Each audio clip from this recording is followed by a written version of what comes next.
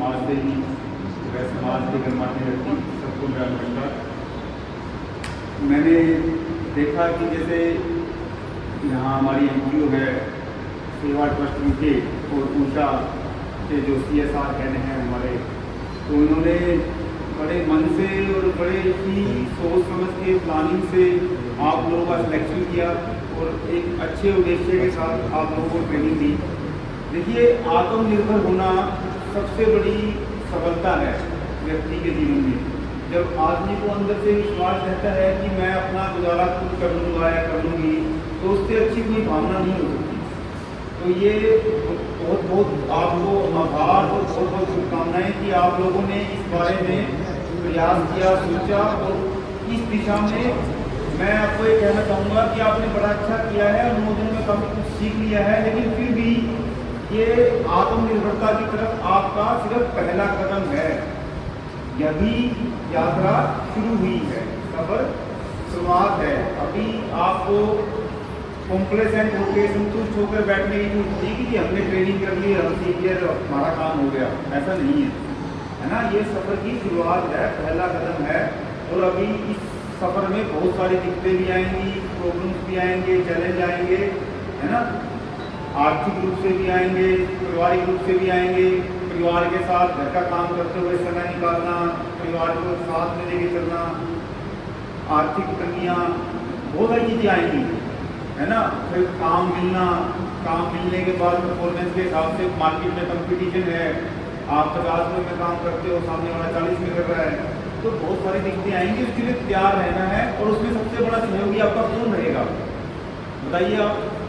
कि इन सारे जो जितने भी चैलेंजेस आएंगे, जितनी भी दिक्कतें आएंगी भविष्य में, सबसे बड़ा सहयोग जो आपको हर जगह सपोर्ट करेगा वो क्या रहेगा? वो रहेगी आपकी स्किल। जितनी काबिलियत आप में होगी उतनी ही आप आगे जाओगे, कोई आपको रिप्लेस नहीं कर सकता। अगर एक काबिल आदमी जंगल में ही बैठता है तो लोग जंगल में लाइन लग के उससे काम करने, उससे सामान लेने जाते हैं। हम शहर में घूमते हैं तो पहले पूछते हैं कि हमने गोलगप्पे खाने हैं, तो हम क्या पूछेंगे? शहर के सबसे अच्छे गोलगप्पे कहाँ मिलते हैं भाई? चाहे वहाँ बाजार में पैदल करके जाना पड़े, गाड़ी में जाती हो, जाते हैं नहीं। ऐसे ही टेलर के लिए, ऐसे ही नाई के लिए, ऐसे ही मोची के लिए।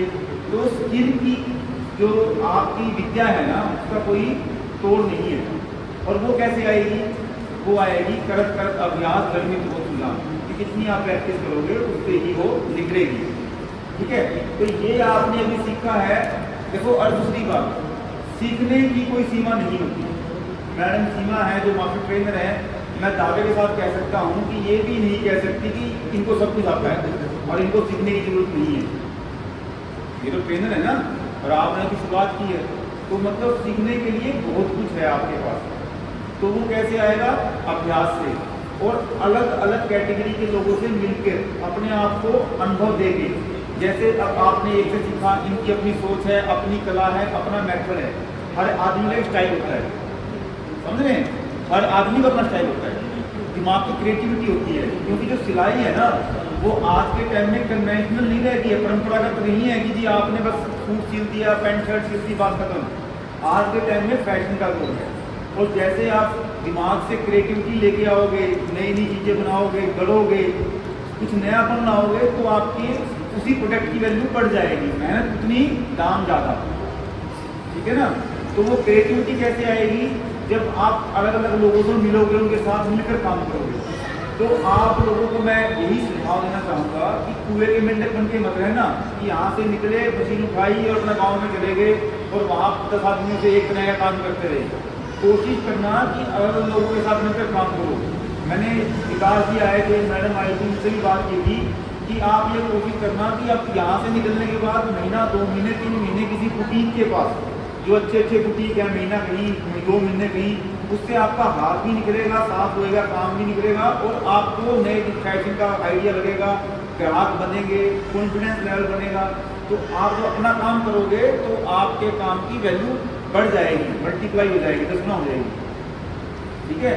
तो ये मतलब अब यहाँ से जाकर मतलब ये लगा लो कि आपको युद्ध के लिए हथियार दे दिए इन्होंने, युद्ध अभी शुरू होना है और उसमें लड़ना कैसे वो आप लोगों ने तय करना है। ठीक है, तो आपको बहुत बहुत शुभकामनाएं और आपकी पूरी टीम को, एनजीओ की और पूरा टीम को बहुत बहुत शुभकामनाएं। Thank you.